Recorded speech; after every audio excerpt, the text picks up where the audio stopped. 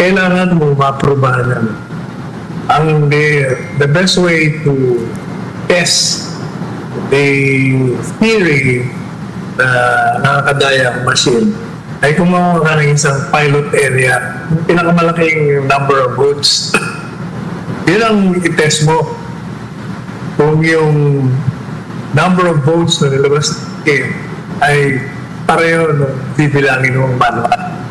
Pero makikita. Pero batay dun sa mga naririnig ko, yung mga nakarating sa akin report, specifically dalawang areas. Diyan sa Quezon City, merong dalawang kandidato dyan naglalabanan. Yung incumbent, nanalo lang siya ng 1,200, parang gano'n, or less, 3 years ago. Yung tinalo niya, nanalo naman ng halos mga gano'n din. Halos pareho. Konting-konti lang diferensya.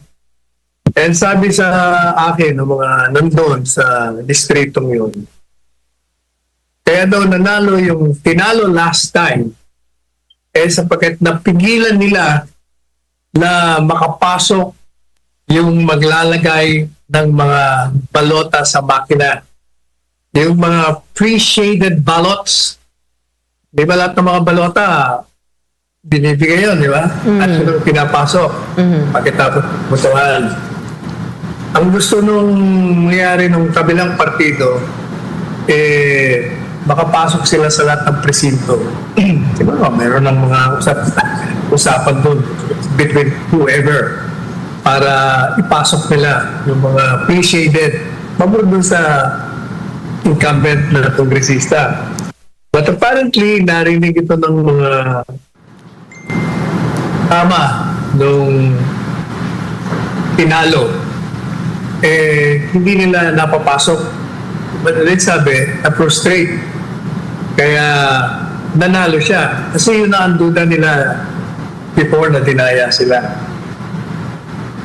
Pagkatapos dito sa Taytay Rizal, yung tumatakbong vice mayor dyan, na incumbent na si Pia Cabral, kinikwento sa atin niya at ng mga kasama niya, meron daw silang nakita sa mga ibang presinto na yung mga nandun, whoever na natira doon, maraming pinapasok na balota. Supposedly, di ba yung balota pinapasok nila after voting? Pero this time, may mga staff, daming mga pinapasok na balota. Tapos, doon daw sa kanyang presinto, mismo presinto presinto nitong si Vice Mayor Pia Cabral, talo siya. Samatalo yung presinto niya, binubuo ng mga kamag-anak niya, mga kaibigan at mga neighbors. Tinalo siya doon. So, ang analysis ko dun sa mga kwento sa atin, the reason why may natatalong kandidato at inaakala ng lahat na yung machine ang may problema, ito yun.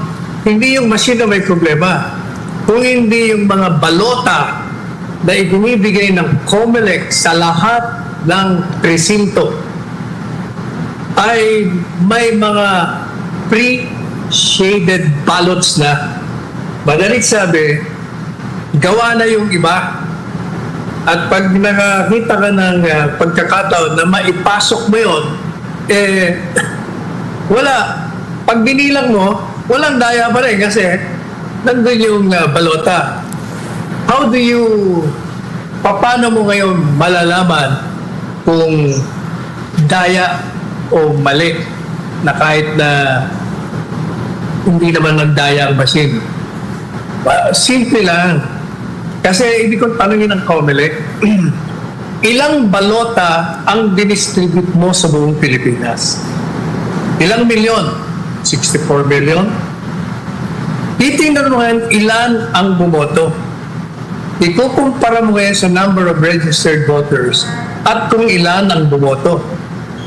Pag sumobra yung bilang ng boto dun sa registered voters, ibig sabihin pinasukan ng mga pre-shaded ballots yun. Doon mo makikita yon, malalaman mo. So ang tingin ko, yung makina walang problema. Palagay ko doon nagkayarihan sa mga ipinasok na balota na dati na nilang ginawa. Nauna lang na ipasok yun. Kasi sa totoo lang, you have no way of knowing paano. Kasi pag nagkaroon ng mga kutsabahan dyan, hindi mo malalaman. Kaya wala ka naman sa loob Sila lang nakakaalam doon yun ang nakikita kong nangyari.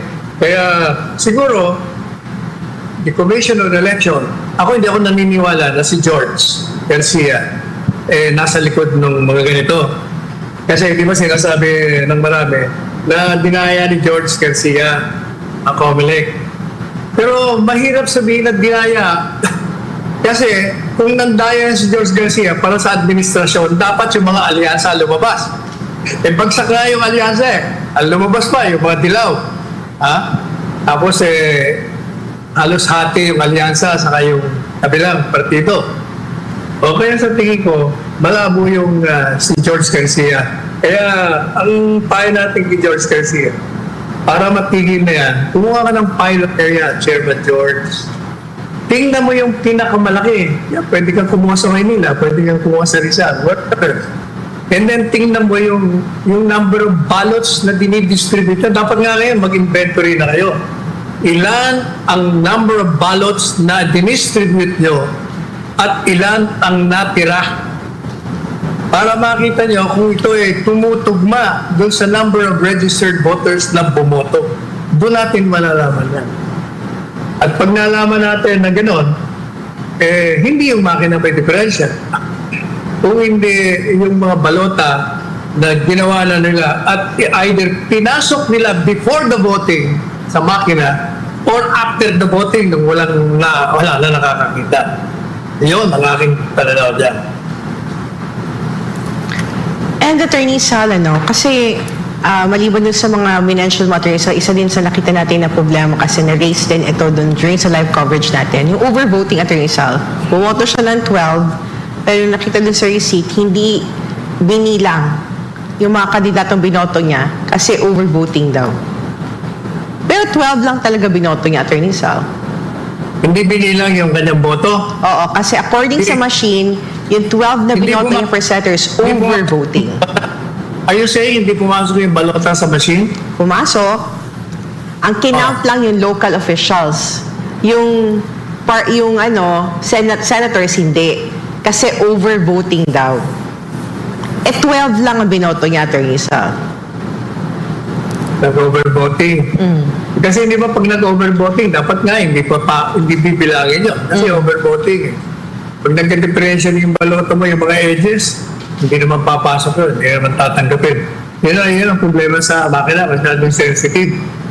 Pero talagang the best na pandaraya, yung sinasabi ko na pinasok mo na yung balotang ginawa ninyo, pre-shaded na, nung binutuhan nyo na yun. Pinasok niyo yan before the voting started, siguro the day before. Kasi hindi ba yung mga balota at mga makina, matagal nang dinistribute yun. Di ba? Weeks before the election day, naka-distribute niya sa buong Pilipinas. Ganon din yung mga balota. Kaya hindi mo alam kung during those times, may mga nakapasok na number of ballots that will alter the result ng eleksyon batay doon sa kagustuhan ng tao. Pwede mo rin ipasok yon after wala na yung mga tao. Pareho nung nangyari sa Taytay, may mga nakita na ipinapasok na dapat hindi pinapasok yun. Hindi pinapasok balotang yun after the voting. Kasi dapat yung tao nagpapasok nun, assisted by the staff. Kung wala na yung mga butante, tapos sila nagpapasok, ibig sabihin, mga dagdag na boto yun. Kaya, nandun ang dayaan. Pakiramdam ng mga kababayan doon natin. Yes, Attorney. Alam mo, inis yung dayaan na yun Malinis talaga yun. Kasi, yung machine, hindi yun bibilangin yun Nandun. The only way to determine that is kung tutugma yung number of votes na binilang ng machine as against the number of ballots distributed to that particular precinct. Doon mo malalaman ng daya. Kasi Attorney Sal, pakiramdam ng mga kababayan natin na minekos-mekos tayo nitong eleksyon. And para yung mga agam-agam na yun, Attorney Sal, ma-address, mas maganda yung magkaroon ng manual counting ng votes para ibangga talaga doon sa sinabing natanggap ng server natin na bilang ng boto, Attorney Sal. Problema mo dyan sa manual counting, hindi ko pwede yung abutin ka ng siyam-siyam doon. Kaya na sinabi ko nga po, para pag nag-start ka ng manual counting, tapos na yung 3 years, another election, saka mo palang malalaman. Kaya ang suggestion ko, isang pilot area. Para yun ang ginawa ni Nene Pimentel. Di ba si Nene Pimentel nag-file? Kasi Was it Nene or Coco? Number 13, number 12 si Migs. That's Coco, Attorney. Coco Pimentel. Coco and Migs. So ang ginawa ni Coco Pimentel, nag-file siya. Pumili siya ng mga areas na sa tingin niya dinaya siya. Nagpa siya ng petisyon, pumayag ang COMELEC. So, ng manual voting, di ba? Na manual counting, rather. Nung nakikita na ng Migs, subiri na mabibisto na yung pandalayang ginawa. Of course, he disowns na siya mismo nasa likod. Pwede yung mga tao niya. So, ang ginawa niya, para wala nang gulo, sabi niya, mag-withdraw na lang ako. Nag-resign siya, in other words. O kaya, nakita. Yun ang sinasabi ko na madaling malaman kung isang pilot area lang.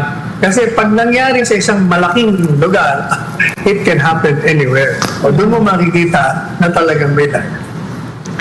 So, Attorney Sal, hanggang ngayon patuloy na pinag-uusapan ng mga mamayang Pilipino ang katatapos ng 2025 midterm elections. Marami sa kanila ang nagsasabi na ang tanging solusyon sa mga pagdududa hinggil sa kredibilidad ng resulta ay ang pagkakaroon ng manual voting upang tiyakin ang tamang bilang at transparency ng halalan.